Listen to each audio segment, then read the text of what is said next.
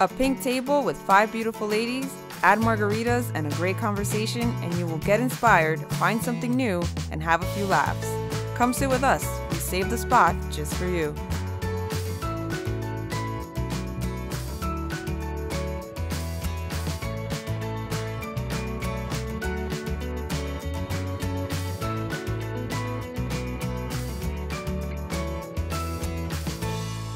Welcome to our show. Welcome to the Pink Table, where we save the spot just for you. It's our first episode today. Cheers to that, ladies. Cheers. Cheers to our first episode. Woo. So a common theme on our show is going to be the margarita. We're going to have a different flavor every week for you. Tonight is the classic margarita. You can find the recipe on our website at pinktable.tv. And we're going to start it off with our beautiful Danielle here. So just a little bit about us. Our backgrounds is we're all Dominican or Dominican American, as we can say in other words. So I just want to let you guys know a little bit about our culture and some of the stereotypes that people may use when describing Dominicans. So I mean, some stereotypes that I have heard is that we live off of plantains and all we eat is mango. Have you guys heard anything crazy like that? Which is kind of true. I mean, we incorporate plantains into almost every meal, no? That's true. Well, that's true. That's Breakfast, like the main snack. dish. Yep. Mango for breakfast, lunch, and dinner. Oh no, you forgot arroz con pollo. Oh, yeah. You can't forget about that. I And add some, I love it. and add some tostones to that. Tostones Tostones comes the is- plantain. For real. El maduros también. Yeah. To anything. To anything fried, anything plantain, it's pretty much Oh my a god. Dominican meal. White fried cheese with tostones. There you go. Or salami. But the stereotype is not true that Dominicans only eat plantains, even though we're super excited about the plantains right now. We- But it's not true. We're The just spitting out stereotype is not we're true. just spitting out ideas here. I mean, what can we say? We have delicious food, right? We do. Yes, we do. So any other stereotypes you guys have heard that you guys About Dominicans? that we're loud, which Yes. I am loud, Yeah. and I think we're only loud because I mean we like to have fun. And I don't know, maybe it's because most of our parents grew up like in the mountain countryside, so they need to communicate like, and they're talking on the phone and they're like, "Hello, can you send me this?" Blah blah blah. From one hill to the From other. one hill to the other, but I guess it carried on from generation to generation. I don't know. It kind of bothers me when people say like Dominicans are loud because I'm not very loud. So I'm kind of like, no. I think within our people, like with each other, like I think we can be loud. But I mean, socially, I don't think I'm a loud person. I think we can behave. I Yes, think we know how to adapt to where we are and just tone it down. When we need to. Blend in. But when we're with our people, forget about it. Like the volume is gonna be Crazy, cranked up, Turn turned up. But is it really? Is it really like loud? I think from when you view it from you different- take a step back Yeah. and you look at Dominicans gather, you're like, whoa. Because look at that, like even our music is loud. Look at the típico, look at like the fast bachata. No, but that's how we have fun. Exactly, but if you're like not Dominican, I mean, we've You're done not our Dominican, job. you want to be Dominican. I'm sorry. Well, true that, but I'm saying Oh. I would want to be Dominican if I'm not. We're like the most fun culture there is. We love to party. We love to laugh. We love to go out. And it's part of like how we were raised. You were raised going to house parties. You were raised Exactly. The dancing. music and the drinks were flowing. the christening parties. That was the party. It was like the christening We're turned up. The baby showers, there's alcohol. first The baby communion. showers go till 3 a.m. There's dancing, everything, food. everything.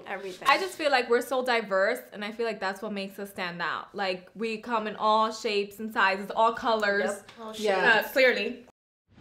Well, how do you guys feel about women in our culture? Like how we're told to be and all that stuff? Because we kind of live in between two worlds of American women and Dominican women. That's true. I would How say we're I'm supposed to definitely more behave. American than I am Dominican to a certain extent. Just like I'm not the one that has. I mean, my personal pet peeve about Dominican women, one particular thing, these Dominican women have to serve 15 plates for one meal. yeah. Rice over here, Yes. beans over here, lettuce over here, a plain plate over here for them to mix it all in. Yeah. I don't understand that. Dad, I don't understand that. And then the fathers, child, yeah. then the child, me, was the one that had to wash all this. I don't get it. Yeah.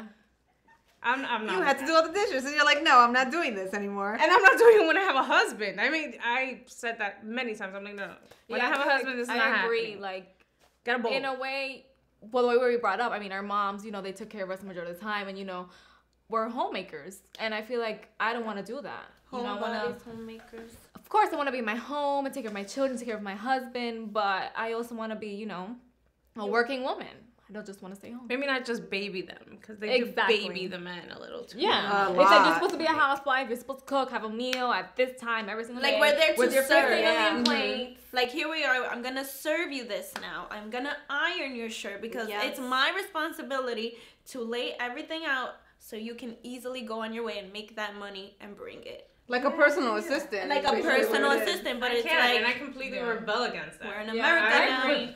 But I feel like it's ingrained in us, you know, like I find myself, even with my little brother, like just doing things that I know he can do, but I'm doing it because he's a boy. He's a boy. Me too. He needs to have it done. Yeah. We have to do it for him. He doesn't know how to. And then he would use it to his advantage. He'd be like, I don't know how to use the toaster. I'm like, Oh my and then I'd be like, God. okay, Mom, I'll she'll help be you. like, you didn't make your brother something to eat? I'm like, what? He can go make it himself himself. a sandwich. He's like 17. If he's starving to death, like, he's not gonna let himself die. Like, don't be fooled.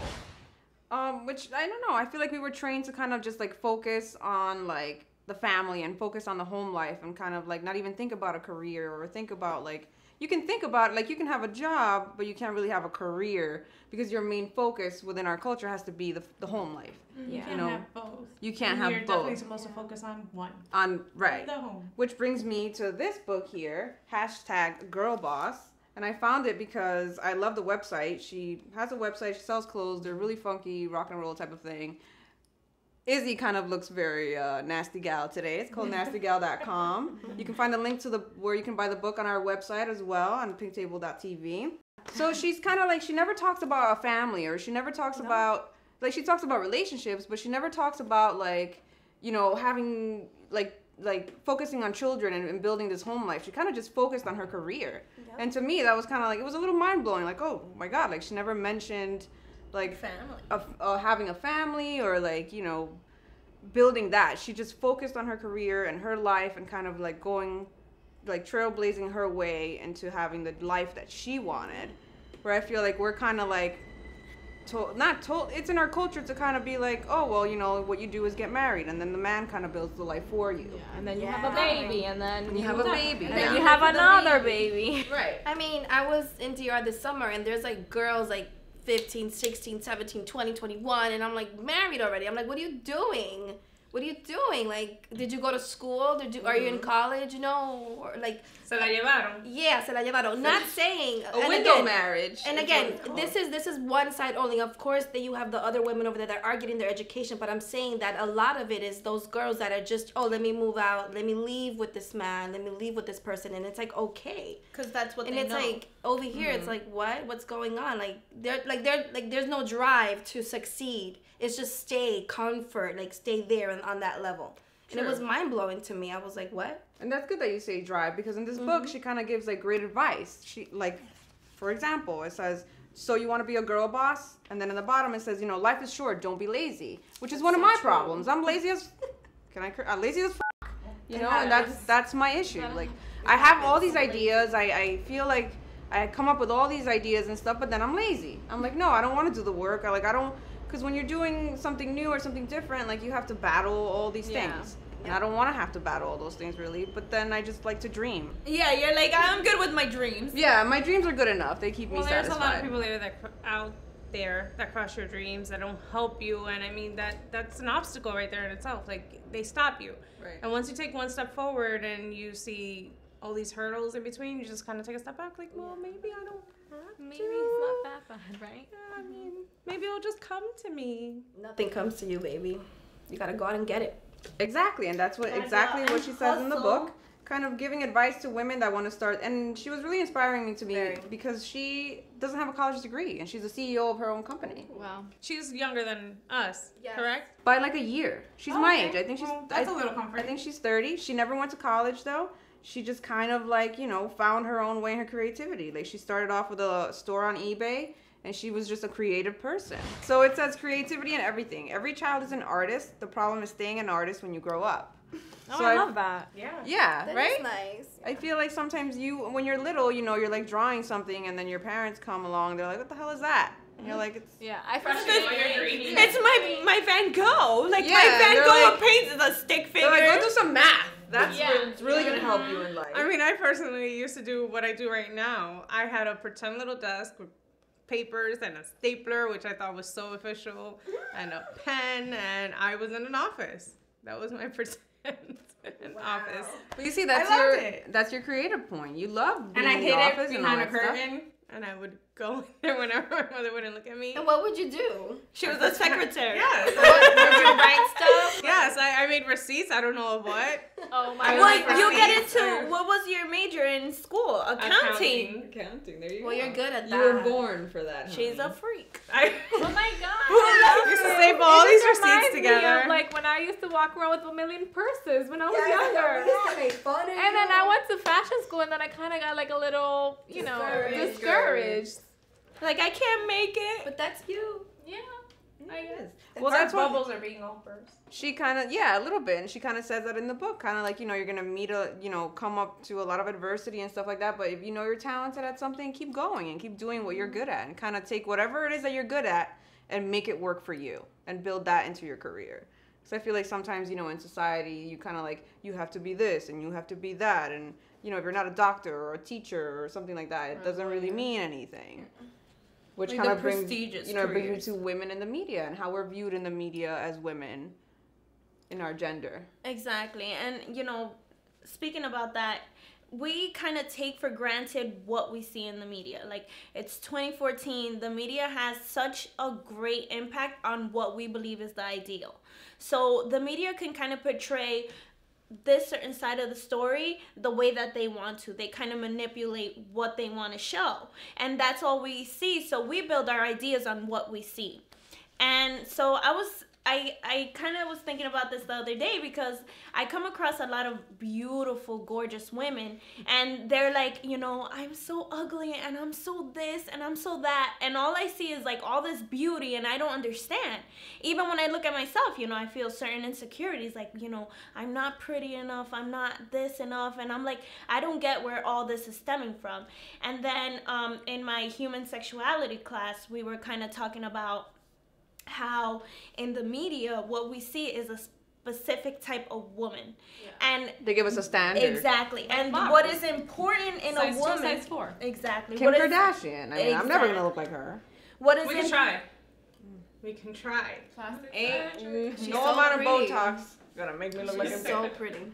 well, what they kind of shine the light on is what is important in a woman is her youth, her beauty, and her sexuality, as opposed to her intelligence and her ability to lead. We're never portrayed in that light. So I feel like that's why a lot of women don't see themselves as leaders, as entrepreneurs, as businesswomen, as presidents, as, aspiring to these higher kind of jobs or careers, just because that's kind of underlying what we see in the media.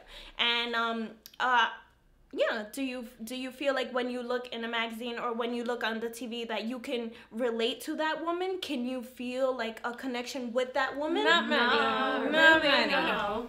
I never thought of that. Because there's a lot of the beauty fades. That's the truth, and that's not me trying to cover up for all of the non-beautiful people out there. But it's not a permanent thing, is what It's you're saying. not. It's really not. Even the most beautiful people, eventually you get old, you get wrinkled, your beauty stops shining, and you have to rely on something. You have to fall back on something. Well, And if it's either there or it's not. You either worked on it or you didn't, because you could be born not entirely too intelligent, but you can work on it. You can read books, you can make yourself whomever you want to be. You will grow old to be, yes, when all you have left are your little bones and your mouth to speak and keep people entertained or intrigued or whatnot. Your beauty's not there, but if you don't educate yourself, I truly believe in education. That's my thing. But if you really think about it, even as we were little girls, what were the main important things? To look good. Our Barbie dolls were perfection, beautiful, right? Our toys, toy makeup, toy kitchen, everything to keep us in the home, to keep us pretty, to keep us submissive, as opposed to empowering us. Why didn't we get a little toy gun? Why didn't we get a typewriter? Why didn't we get a little truck that I Why could couldn't you run? get an office set? Why didn't I get did an she office have to make set? her own Why office did set? she have to I think we're on to something here. So I feel like women don't really realize that their ideas and their thoughts about themselves are shaped by the media and everything that they see. Once you move past that and you look internally and you honestly believe that you have the power to move forward and be something greater and forget about your physical looks and just focus on your true beauties, your essence and things like that, then fly, little bird. Fly and be happy. Actually, really good film that you guys can check out if you're actually interested in finding out more about how women are portrayed in the media is the film Miss Representation. Sorry, Spanish accent. That's MISS Representation. And we'll put a link in our website of where you can see that film. It's 87 minutes long and it's really good. You should check it out. You know, summer's over. It's done. No more good weather. It's back to the cold. Exactly, and I love summer. Izzy's always making fun of me because I stay trying to be in summer mode, vacation mode. It's because I hate this reality right now. But we are here.